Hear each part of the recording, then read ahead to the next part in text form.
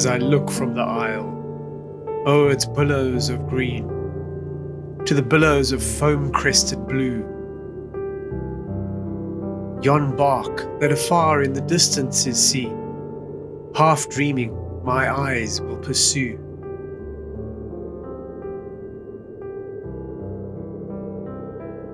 Now dark in the shadow, she scatters the spray, as the chaff in the stroke of the flail.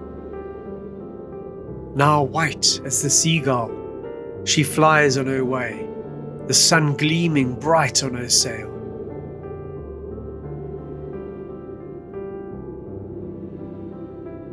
Yet her pilot is thinking of dangers to shun, of breakers that whiten and roar. How little he cares if in shadow or sun they see him who gaze from the shore. He looks to the beacon that looms from the reef, to the rock that is under his lee, as he drifts on the blast like a wind-wafted leaf o'er the gulfs of the desolate sea. Thus drifting afar to the dim vaulted caves where life and its ventures are laid, the dreamers who gaze while we battle the waves may see us in sunshine or shade.